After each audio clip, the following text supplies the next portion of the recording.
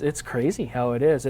Every store is crazy. By the time you're watching this, gun store owner Jared Templin predicts nearly all these guns and ammo will be gone. They'll touch the shelf. Eager customers longing to get whatever they can. The last time I had Glocks, they lasted maybe 2 hours. Industry experts say the spike in demand began in March with the onset of the pandemic.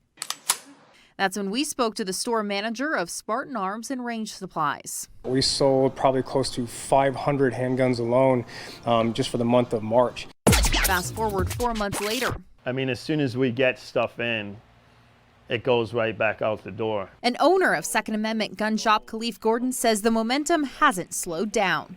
Research group Small Arms Analytics and Forecasting suggests several factors in play. An election year, a pandemic, canceled gun shows. Factories were also closed during the COVID-19 shutdown, and manufacturers are still struggling to keep up. We just don't have the supply, nor the availability.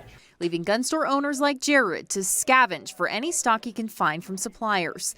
And despite selling out often, that can mean slim margins. Right now, I'm dumping everything just to try to get something. With prices sometimes doubling. So what we used to sell for $12.99 a box of 50, we're now selling for upwards of sometimes $24.99. But Jared and other gun store owners have hope the frenzy will soon calm down, leaving them to help more of their loyal customers. Unfortunately, this is just going to be a thing that's going to blow over, just like the last election did and other items and events that have happened in the past that have made drastic gun changes.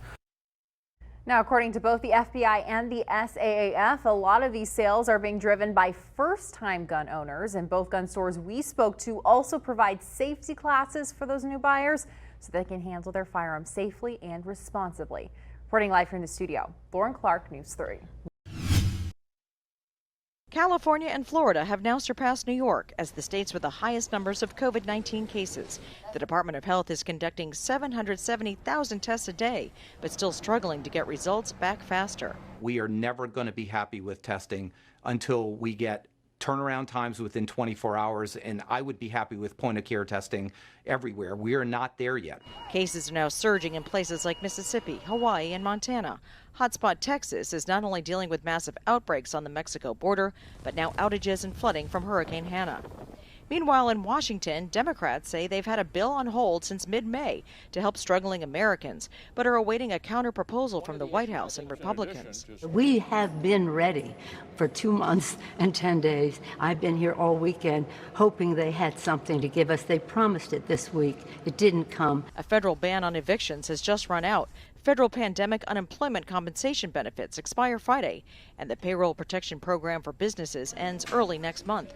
The Trump administration defends the delay. We want to make sure with the expiring unemployment insurance, we have the technical fix so people don't get paid more to stay home than they do to work. And we can move very quickly with the Democrats on these issues. White House officials say the GOP's plan will be unveiled Monday and are hopeful Congress will move fast in passing this latest economic relief bill. Jennifer Johnson, NBC News.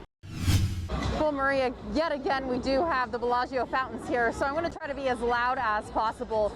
But the protest officially came to an end just moments ago, right where it started, right here at the fountain. Now, everything began at 7 p.m., and organizers say they wanted to make their message clear.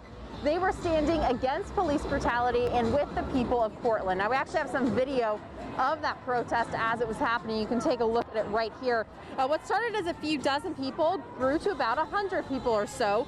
They had signs in hand and chanting in unison. Now, Metro officers were following behind and next to protesters to keep an eye on everything. Now, we did not see any major scuffles between officers and protesters. In fact, everything was very peaceful during this demonstration. And before this kicked off, the organizer actually wanted to clarify a few things. Despite a flyer of the protest being shared in an extremist group online, she stressed that they were not affiliated with them and that they would remain peaceful tonight. This is for the press. For some reason, it was said that we were going to be disruptive, we were going to be looting, and a whole bunch of other that we're not. I repeat, we are not. We are peaceful, we have been peaceful, and we will be peaceful. peaceful. And again, everything we witnessed was very peaceful between protesters and police. And as everything has come to a close, only tourists really right here on the Strip tonight. Reporting live here off of the Bellagio Fountains, Lauren Clark, News 3. Hey, talk about sending the boys off in style. You know, the medieval maniacs wouldn't let the boys take off for the bubble without letting them know that all of Las Vegas is behind them.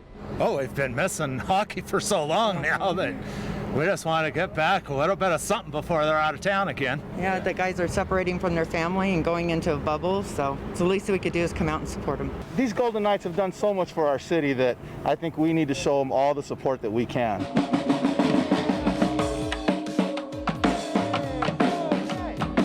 Dubbed the Playoff Cavalcade, hundreds of VGK fans brought the party to downtown Summerlin, decking out their cars with all the Vegas-born swag they could find. Signs, flags, horns, you name it, they had it all. Anything that I can do as a fan to help support what these guys are doing, I'm willing to lay it all out there for them the same way they lay it out on the ice for us. And I think right now with this pandemic thing going on, we need something like this to kind of rally around and lift everybody's spirits up. For so many people to get together in the desert heat of what, 102, 104, and we've been out here for hours, and it's great. It's a great community. Yeah! All this with the hope that their bubble boys will head back home in October with a little extra hardware. Well, I'm excited. You know, I always had my phone when they were showing their practices, and it was just exciting to see all the guys back on the ice and taking care of business and working so hard. Yeah. I think they're ready to make some noise in the playoffs. You know, this long of a break could have been a little tough for everybody to get back in the swing of things, but they can do I think they're ready. Bring home the cup. Bring home the cup. Let's do it, guys. And with that, the countdown to the restart is officially on, as the Golden Knights will be back on your TVs in just 4 days for their lone exhibition against the Coyotes on Thursday at 7 o'clock. For News 3 Sports, I'm Jesse Merrick.